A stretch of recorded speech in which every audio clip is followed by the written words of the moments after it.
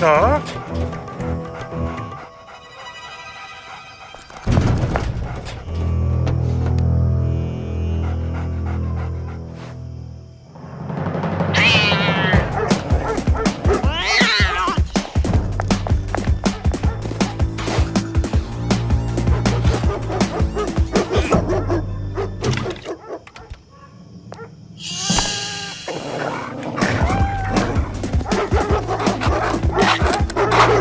Alors mes loulous, heureusement que je suis là pour faire votre boulot. Y a pas à dire, le meilleur ami du chien, c'est l'homme.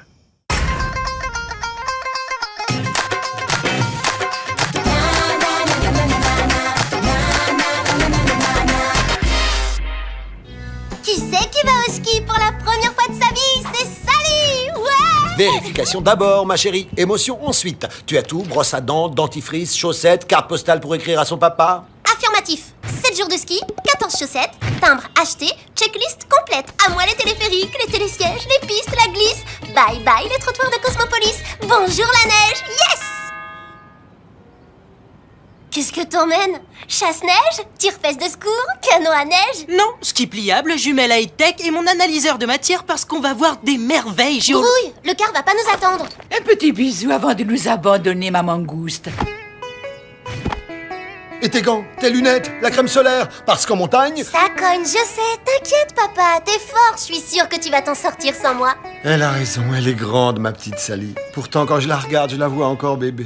On est toujours le bébé de son papa ou de sa nounou.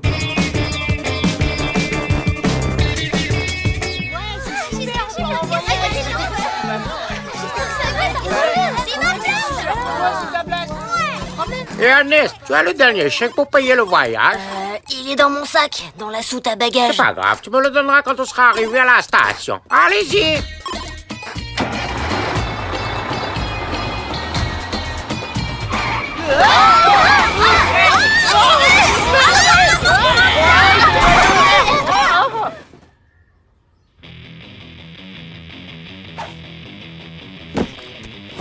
Au secours, je suis coincé! Normalement, les fouilles de bagages, c'est avant l'embarquement. Terminus, tout le monde descend. Hier, à 19h, j'ai garé le car dans la cour et il roulait comme un car, quoi. On va pouvoir repartir? Ah, le temps presse, il faut trouver une solution très vite. Si on n'est pas à la station ce soir, le voyage sera annulé. Du calme, les enfants. Oui, le car est cassé. Mais oui, aussi, on peut le réparer. J'ai la solution. Je vais appeler... le garagiste. Un car qui se détraque tout seul la nuit, c'est bizarre. J'aimerais bien jeter un coup d'œil au moteur. Ouais, José, c'est Arthur. J'ai un problème avec mon car. Tu peux passer rapidos au collège? Désolé Arthur, mais là je suis overbooké. Trop de boulot. Ciao. Je peux vous aider? T'es garagiste? Dewey est super fort. Il a inventé un parapluie hypnotisant, des gants télécommandés, un capteur de mouvement de mouche. Ok, c'est bon. Moi, depuis que c'est bourré d'électronique, je comprends plus rien au moteur. Allez-y. Tiens, c'est quoi ces résidus? On dirait qu'il y a eu une cristallisation au niveau du carburateur. Passe-moi mon analyseur de matière. On va voir si l'essence est pure. Octane, benzène, toluène, saccharose? Du saccharose? Tu sais quoi? On a confondu l'essence du car avec un yaourt. On a versé du sucre dans le réservoir. Du sucre dans l'essence? Mais pourquoi faire? Ça m'a tout l'air d'un sabotage. Ok, sabotage égale enquête pour le FBI. Au boulot. Les enfants en position, mouvement de ski. Puisqu'on part pas tout de suite, autant s'entraîner en attendant la réparation du car. Et pour pas se faire mal aux muscles, un peu d'échauffement. Allez, on sautille. C'est la double peine. Qui pouvait avoir intérêt à saboter le car? Peut-être des parents inquiets que leur enfant parte en voyage. Quand je vois comment mon père était ce matin... Pas logique. Je suis papa. Je veux pas que mon cher petit parte en voyage. Je fais pas le chèque et hop, c'est réglé. T'as raison. En plus, il y a la règle du proviseur. Tout le monde part ou personne ne part. Solidarité. Et on fléchit, droit tendu. Oh, c'est trop dommage qu'on parte pas au ski. Tu trouves pas, Jonathan? Moi, je trouve ça naze le ski. Tu pars de ski super lourd, tu te fais super mal en tombant, tu tires fesses, c'est l'enfer. Tu rigoles, c'est génial. Tu verrais comment je surfe. J'attends l'avalanche et dès qu'il y en a une, je me jette dessus. Youhou! Et Ernest, tu sautes en l'air si te... Bon, finalement, on va faire une pause. Jonathan déteste le ski. Ça lui fait un sérieux mobile pour saboter le car. Et nous, un suspect à interroger. Ça te fait un suspect à interroger. Moi, je vais siphonner le réservoir pour vider le sucre. Après, je rebouche et le moteur devrait être quasiment comme neuf. Ok, mais on passe en mode urgence. Si ça traîne, le ski est annulé. T'as entendu? Ouais, allez, vas-y, passe-moi la main. Petit Jonathan, c'est l'heure de passer à table. Alors Joe, c'est quoi ton souci? T'aimes pas le ski, la neige, les sapins?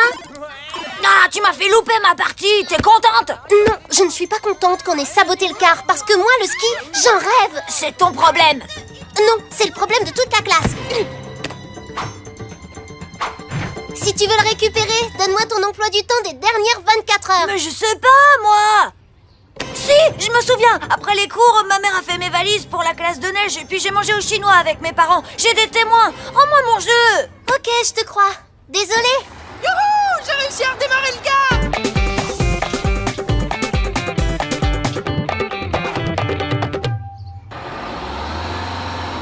Ça y est, on est parti. À nous les pentes enneigées, les pistes de ski, les tire-fesses. Au secours! On vient de perdre une roue! À tribord! Tous sur la droite pour faire contrepoids!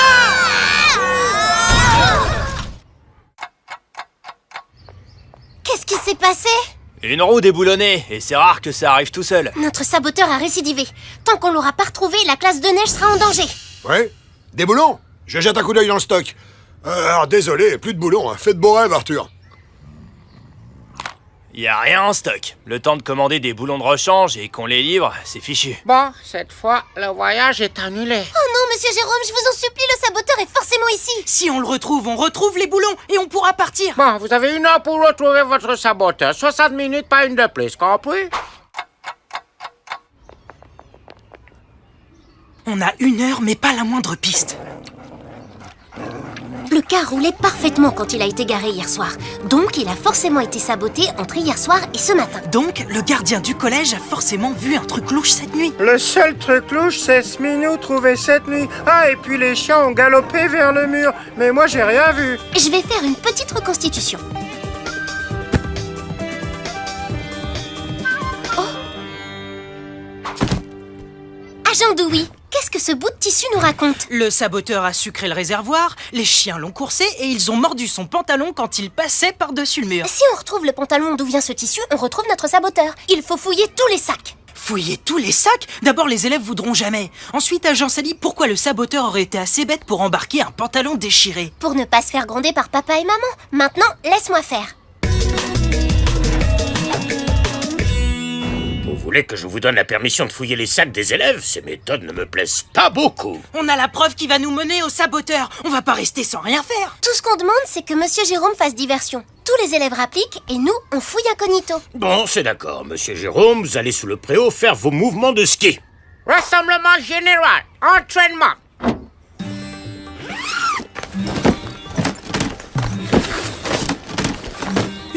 C'est du sport de fouiller tous ces sacs et pas de traces de pantalon déchiré. Tout ça pour rien, alors maintenant je vous le demande. Qui va ranger tout ça? Le sac d'Ernest, regardez, il est complètement vide. On dirait qu'il avait prévu de ne pas partir en voyage. Donnez-nous juste 1 minute pour l'interroger. Après, promis, on range tout. Ça, c'était le chasse-neige. Pour le chou, ses pieds pour avoir l'aile, vous penchez le but. Dis donc, pourquoi t'as tous ces patchs là sur ton pantalon marron? Marron comme ce bout de tissu. Arrête, j'ai mis 2 heures à coller tout ça. C'est super à la mode au Japon. Dis-moi, Ernest, hier soir, un chien ne se serait pas amusé avec ton pantalon? Avec toi dedans? Si on se sépare, on aura 2 fois plus de chances de le retrouver. On reste connecté en visiotéléphonie. Pas de traces d'Ernest dans le parking à vélo. À vous, agent 2. On est obligé de parler comme ça? C'est la procédure, agent 2. Alors, Gymnase vide, cher agent 1. je fonce au stade. Oui, je suis dans le réfectoire. Et toi, t'es où? Bah, juste devant toi. Cible repérée à midi. Ernest, t'es dans une chambre froide. Tu ne peux plus t'échapper. Je suis enfermée. Au secours!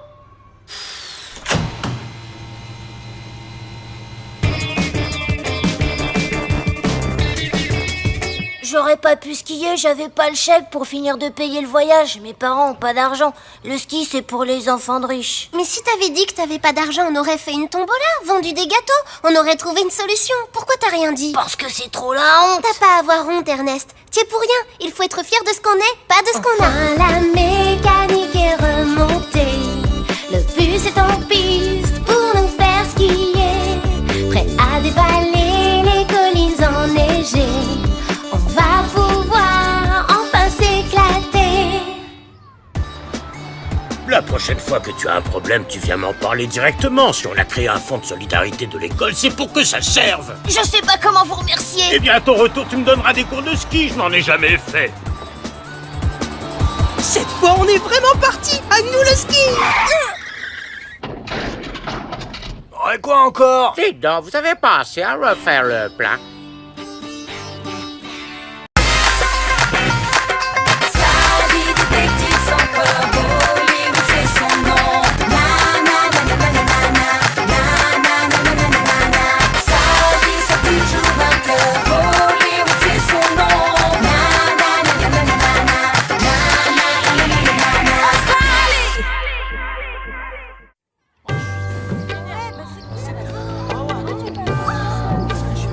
Qu'est-ce qui se passe? Au secours, voilà la peste. Toi, tu parles pas si T'as pas honte? Scandaleux, c'est vraiment scandaleux. Tu peux toujours te gratter pour que je te porte tes affaires maintenant, Lise. Et moi, c'est pas vrai, je ne postillonne pas. Plus jamais je t'aiderai à faire tes devoirs de chimie. Mais c'est mon journal.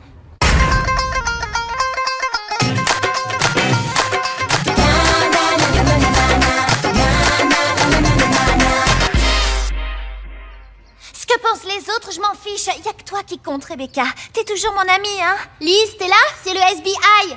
C'est ça, les pros?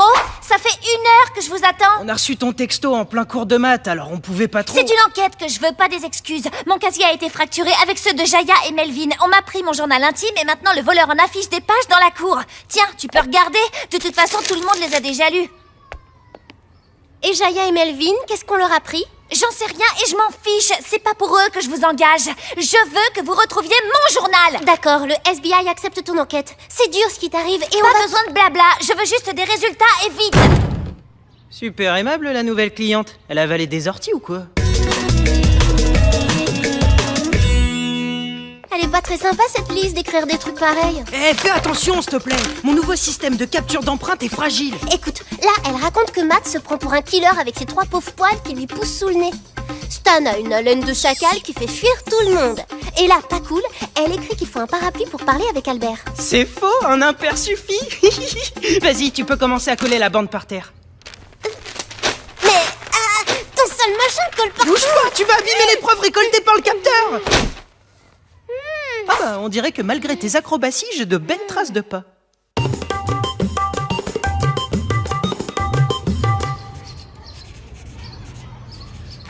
Hello Melvin, SBI. J'enquête sur le braquage des casiers. Salut le SBI, super top cette couleur, t'as eu ça où?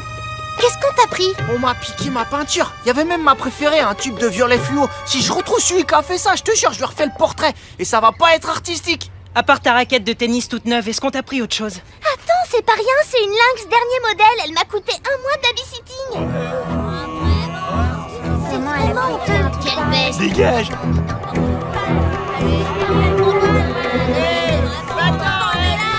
Heureusement que t'es là. Les autres me traitent comme une pestiférée. On dirait que t'es la seule amie qui me reste. Et bah, après ce que je viens de lire là-bas sur ton journal, c'est fini. Bye bye.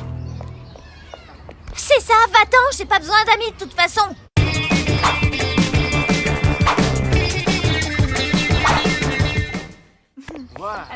Oh oh, il y a de la nouvelle lecture, on dirait. La pauvre Rebecca. C'est pas la seule, Maria se fait bien descendre aussi. Alors, la détective des bacs à sable, on a le cerveau qui chauffe. Mais qui peut bien être ce mystérieux voleur de journal? Voilà une bien étrange affaire pour le FBI. C'est qui cette Maria? C'est celle qui parle avec Rebecca. C'était la meilleure amie de Lise avant que Rebecca devienne première de la classe et que Lise la préfère. Plus intéressant pour les devoirs, tu comprends? Rebecca, on peut te poser des questions sur ton amie Lise? C'est plus mon amie, hein? Elle a osé écrire que je suis ennuyeuse et qu'elle me fréquente juste pour améliorer ses notes. Super sympa.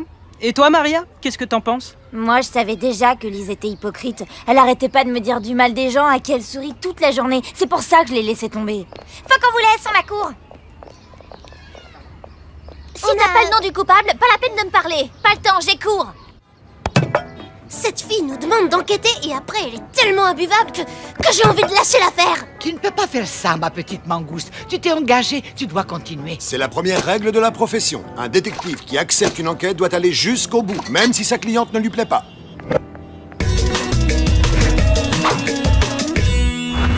Mon système a super bien fonctionné. Regarde un peu cette magnifique empreinte de la semelle du voleur. Génial. Il suffit juste de la comparer à toutes les semelles des élèves du collège pour savoir qui a fait le casse. 1 ou 2 mois devrait suffire. T'es au courant que t'as de la peinture dans le dos? On m'a piqué ma peinture. Il y avait même ma préférée, un tube de violet fluo. Alors, la détective des bacs à sable. Finalement, on va gagner du temps. Les seules semelles qu'on va vérifier, c'est celles de Bob. Bob? T'as pas un autre suspect plus coopératif? Hé, Bob! Je te parie 2 € que je cours plus vite que toi! Sors tout de suite la monnaie, t'as aucune chance avec tes jambes d'écrevisse. Pour courir, c'est mieux que du gras en trop! T'as peur de perdre ou quoi? Je vais t'en donner du gras, moi.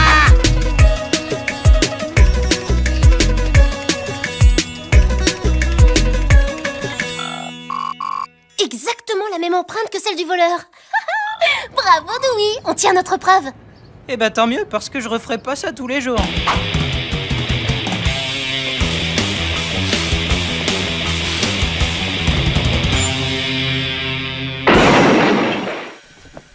Ok, ça c'est une enquête qui roule.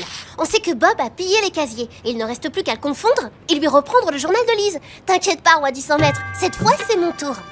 Bob, on va gagner du temps. À vous, on a la preuve que c'est toi le voleur du journal de Lise. Dégage, Sally la police. Ce sale journal, c'est pas moi qui l'ai pris. Puisque tu le prends comme ça... Ah, salut les gars, ça roule? Vous en faites une tête, c'était pas bon à la cantine? Nos affaires, Bob, elles sont où?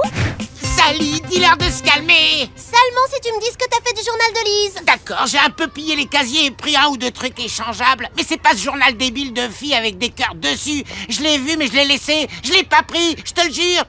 On peut trouver un arrangement. Alors si c'est pas Bob, qui a le journal?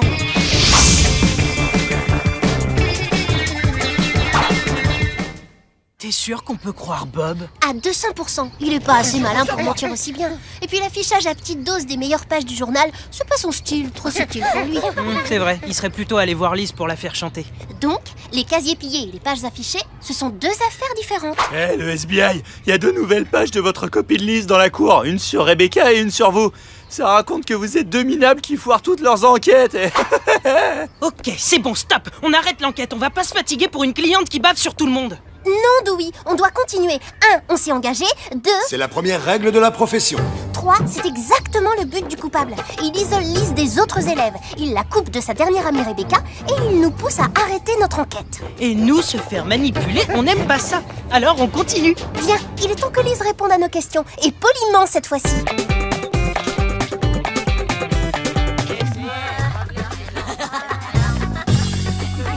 Hé, Lise, vous fatiguez pas, j'ai compris. Vous avez lu les nouvelles pages dans la cour et vous me lâchez. Mais au FBI, les sentiments, ça passe après le travail. Et pour t'aider, on a besoin que tu collabores un peu plus. Qui était au courant que tu laissais ton journal tous les soirs dans ton casier? Bah, Maria et puis Rebecca, c'est tout. Et Maria, tu sais pourquoi elle t'a laissé tomber? C'est moi qui l'ai laissé tomber. Je pige pas. Pourquoi le voleur affiche le journal page par page et pas tout d'un coup? Pour faire souffrir Lise à petit feu. Une vengeance, quoi. Mais qui veut se venger de Lise? Et pourquoi? Maria, par exemple. Par contre, ce qui cloche, c'est qu'elle et Lise racontent toutes les deux qu'elles ont laissé tomber l'autre la première.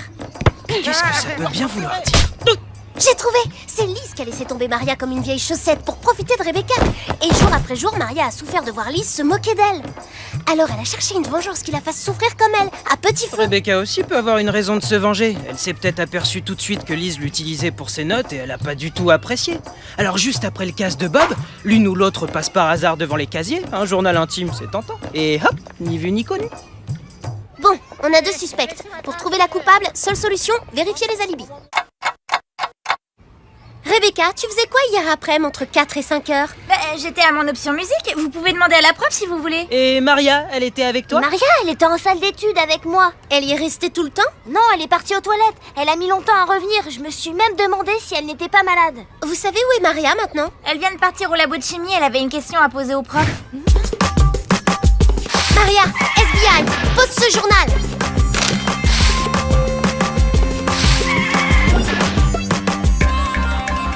Il y a une nouvelle page de livre sur la porte du labo.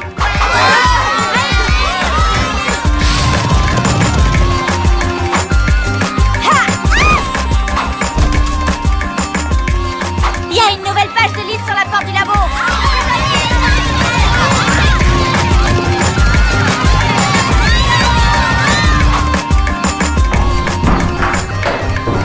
Il y a une nouvelle page de livre sur la porte du labo. C'est moi qui l'ai. Tenez. Donne-nous le journal, Maria. On comprend que t'es souffert en voyant Lise te lâcher pour une première de la classe. Mais ça suffit maintenant. Tu dois arrêter.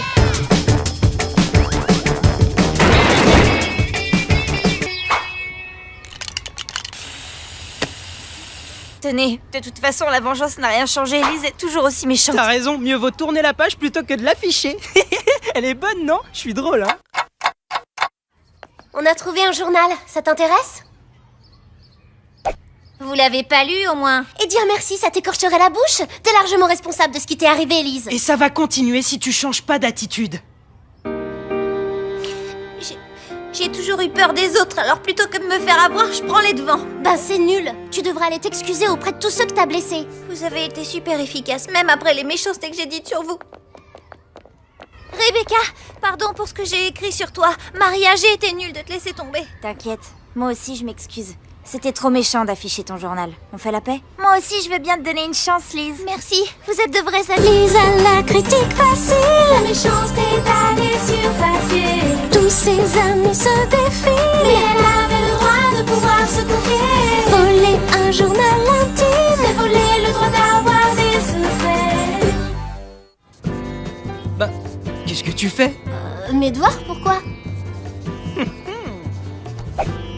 Cher journal, aujourd'hui je vais te parler de Dewey qui est comme un frère pour moi. Dewey! Et... Rends-moi ça ou je te transforme en curry! Et c'est un garçon formidable